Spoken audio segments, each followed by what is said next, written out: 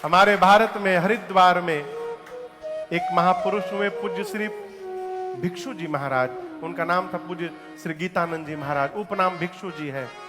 वो कहते हैं, ये जो तुम दिन भर मैं बकरे नियर कहरत हो, ये मैं की आवाज आती कहां आती जहां से, अरे कुछ तो बता प्यारे, कुछ तो बता प्यारे, गर तुझको पता है। क्या महाराज? ये मुख बोलता है या तू बोलता है, मुख बोलता है, मुख बोलता है, बता तेरे मुख को। तराजू कौन कौन देखा है? तराजू तेरे ये कांटे तराजू जो हाथों में तेरे, सोच समझ कर उत्तर दे रे, सोच समझ कर उत्तर दे रे। हाथ तौलते हैं, हाथ तौलते हैं, या तू तौलता है, मुख बोलता है, या मुख बोलता है, या तू बोलता है। बता तेरे मुख को, बता तेरे मुख को कौन खोलता है, मुख बोलता है या तू बोलता है, मुख बोलता है। पैर तुम खुद हो या पैर है तुम्हारे हो या पैर, सोच समझ कर समझा दे प्यारे, सोच समझ कर समझा दे प्यारे। पैर डोलते हैं, पैर डोलते हैं, या तू डोलता है, मुख बोलता है, या तू बोलता है, मुख बोलता है, या तू बोलता है। बता। हमारे एक चाचा है, कहते हैं बाबू, रायपुर में रहते हैं चाचा, टाटी बांध में। कहते हैं बाबू, जिस पुष्प में खुशबू होती है उसके बगल से गुजरने पर पता चलता है, और जिसमें खुशबू नहीं होती स्प्रे लगाया जाता है, उसको नाक में सूंघाना पड़ता है। इसको सूंघिए तो देखिए कैसा लग रहा है, यानी नकली है। जहां बताना पड़ रहा है वहां है नहीं, जहां होता है वहां बताना नहीं पड़ता है। बहुत पहले मेरे महाराज श्री ने हमसे कहा था, राजन जीवन में कभी शोर मत करना, काम ऐसा करना कि लाला शोर होने लगे। तोड़ा है। राम जी क्या बोले? इस धनुष को तोड़ने वाला आपका कोई दास होगा, कहिए क्या आज्ञा है मेरे लिए। परशुराम जी को क्रोध के कारण ये बात समझ में नहीं आई। बोले, राम जिसने पिनाक तोड़ा है वो मेरा सेवक नहीं है, शत्रु है, शत्रु, सहस्त्रबाहु के समान शत्रु है। मैं कहता हूं निकाल करके उसको इस कतार में से बाहर करो। जिसने भी धनुष को तोड़ा है लाइन छोड़कर आगे आवे, और यदि बाहर नहीं निकलेगा तो न तो मारे जय यहीं सब राजा, फिर जितने राजा आए हैं सबको मार दूंगा। जब परशुराम जी बोले सबको मार दूंगा, आई राम, जितने राजा थे अब तो कांपने लगे। एक राजा बोला, बताओ। राम जी को सीधा सीधा बोलना चाहिए, मैंने तोड़ा। तो तो उस राजा ने कहा, अच्छा हम बता दें। बाबा जी बोल रहे हैं, जो तोड़ा है लाइन में से आगे निकले।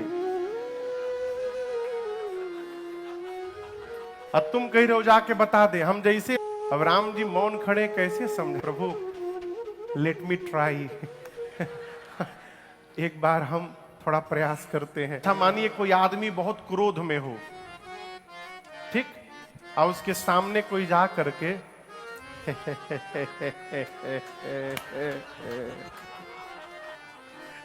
क्या होगा? उसका क्रोध और भड़क जाएगा।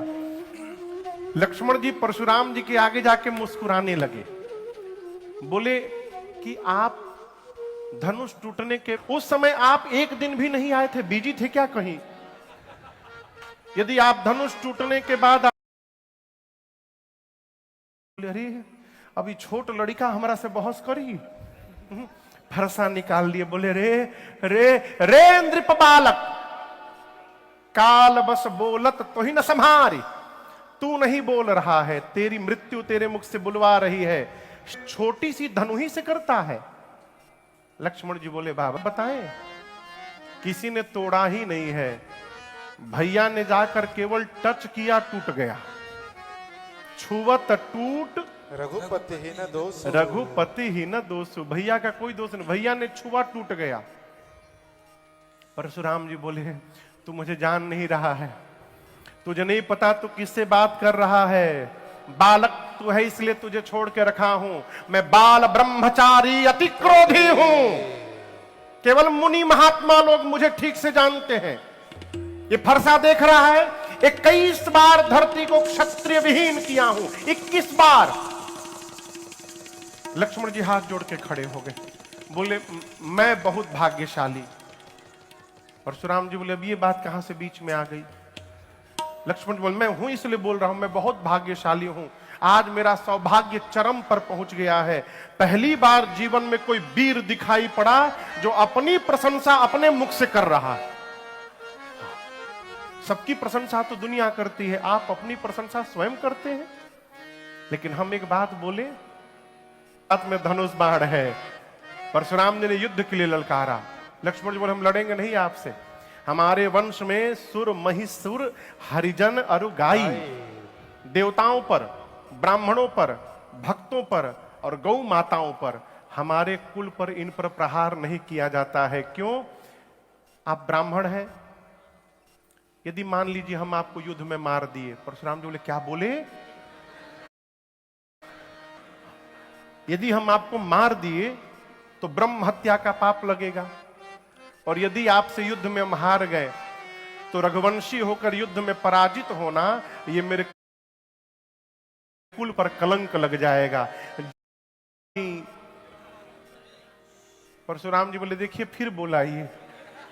राम जी बोले, मुनिवर, बड़े लोग बच्चों की बात पर ध्यान नहीं देते हैं, हम आपसे क्या बराबरी करेंगे? हमारा नाम भी आपके नाम से छोटा है। आपका नाम परशुराम, मेरा नाम केवल राम। जाति में हम आपसे छोटे हैं, आप ब्राह्मण हैं, हम आप क्षत्रिय हैं। उम्र में हम आपसे छोटे हैं, हमारी आपकी कोई बराबरी नहीं। परंतु क्रोध के कारण श्री परशुराम जी का मन मस्तिष्क इन सब बातों को स्वीकार नहीं कर रहा है।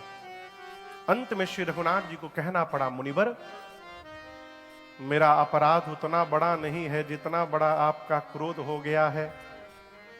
लक्ष्मण ने आपसे कहा कि पुराना था, टूट गया, और आप युद्ध की बात करते हैं। अब राम जी अपना स्वरूप बदले, बोले, मैं कहता हूं संसी कालहु डरहि न रन रघुवंशी। हम रघुवंशी हैं। रघुवंशी युद्ध में काल से भी नहीं डरता है, युद्ध करता है।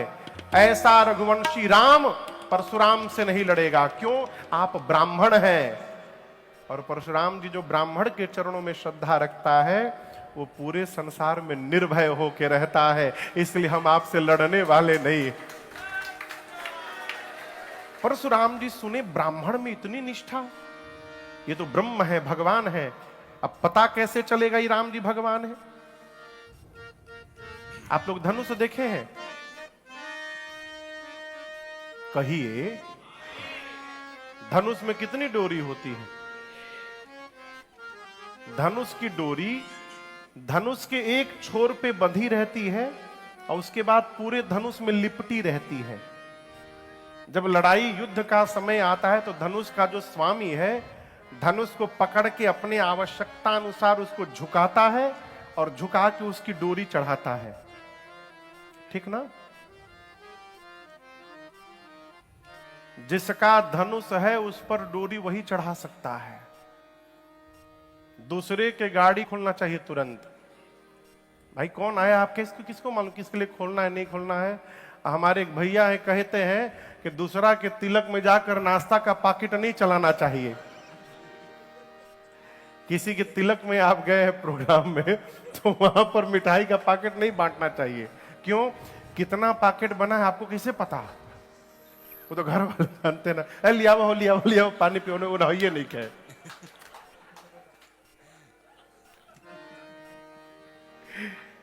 यही कह रहे थे एक दिन हमको। तो जिसका धनुष है वही उसकी डोरी चढ़ा सकता है और ये धनुष भगवान श्री हरि का है। भगवान के धनुष पर भगवान को छोड़कर दूसरा कोई प्रतंचा चढ़ा ही नहीं सकता। परशुराम जी सोचे यदि राम भगवान होंगे तो इस अजगों की प्रतंचा चढ़ा देंगे। बोले राम रमापति कर धन ले हो खेचहु मिटे मोर संदेह। जैसे परशुराम जी ने धनुष दिया, गोस्वामी जी कहते हैं इज देता चापया को ही चढ़ी गया। देता चापया को ही चढ़ी गया।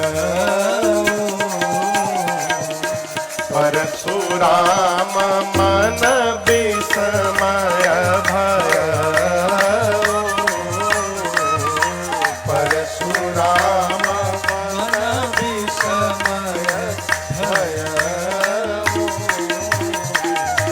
परशुराम मन विस्मय भय। गोस्वामी जी कहते हैं देत चाप यहां शुद्ध है। यहां लिखा है देत चाप आप ही चली गयो। चली गयो नहीं है, हाथ में पकड़े उसको झुकाना नहीं पड़ा। राम जी के हाथ में जाते उसकी डोरी अपने आप धनुष पर खिंच गई, चढ़ गई। ये दृश्य देखते परशुराम जी को विस्मय हुआ। हाथ जोड़कर 9 बार राम जी की जय जयकार की है परशुराम जी और क्षमा याचना करके कि प्रभु अज्ञानता के कारण मैंने बहुत अनुचित कह दिया आप दोनों को। क्षमा हो क्षमा मंदिर दो भ्राता। मेरे अपराध को क्षमा करिए नाथ। क्षमा याचना करके परशुराम जी वापस तपस्या करने चले गए। परशुराम जी के जाने के बाद सब लोग शांति की सांस लिए, चैन की सांस लिए। विश्वामित्र जी ने जनक जी से कहा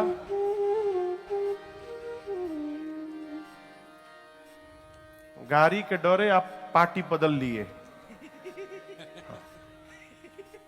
कि बाराती की ओर से हम तो गाड़ी सुने के पड़ी।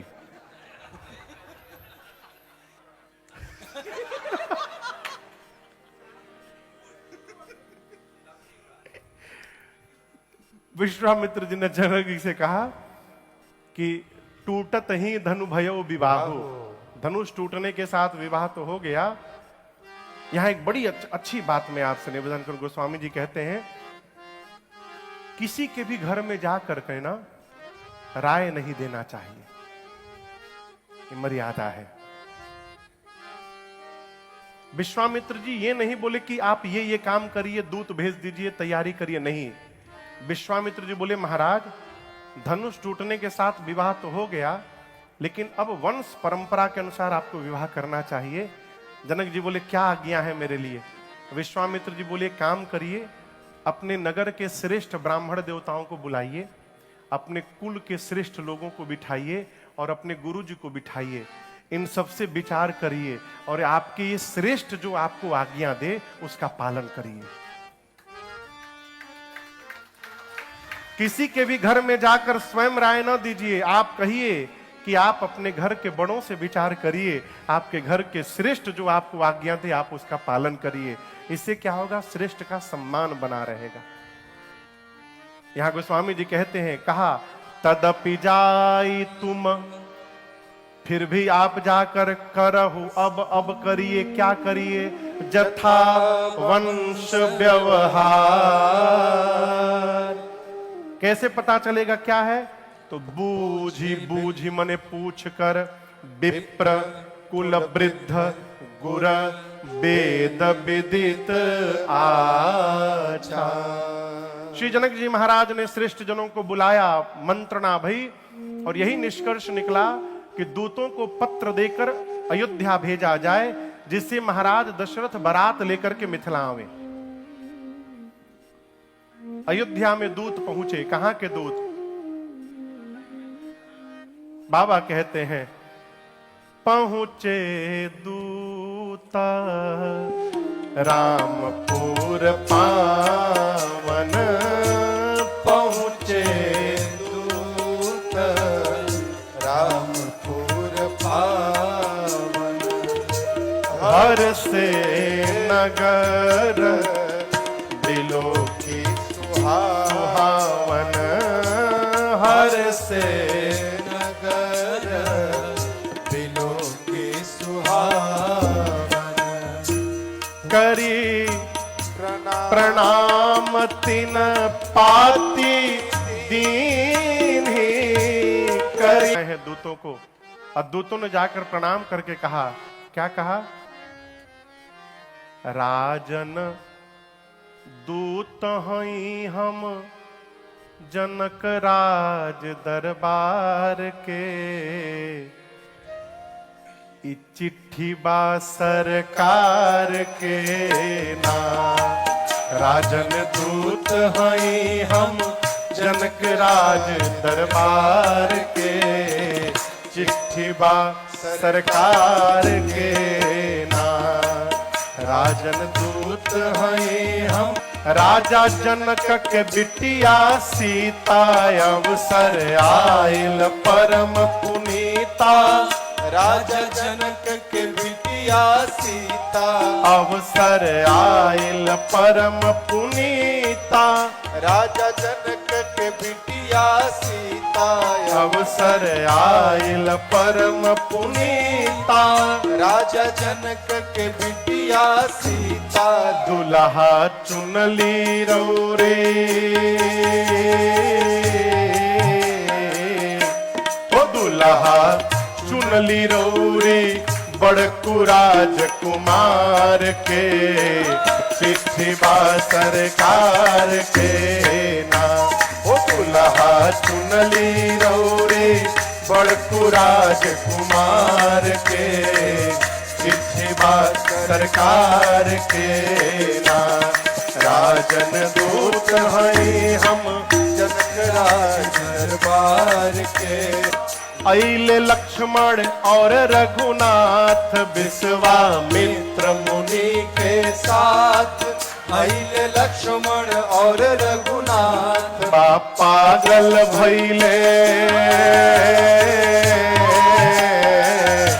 बोलो गवा पागल भइले, जोड़ी जुगल निहार के, जिसबा सरकार के ना। बोलो गवा पागल भइले, जोड़ी जुगल निहार के, चिट्ठी बा सरकार के। आरी पूरा कैले अवध बिहार, प्रतिज्ञा रहे जनक जी के भारी। पूरा कैले अवध बिहारी, प्रतिज्ञा रहे जनक जी के भारी।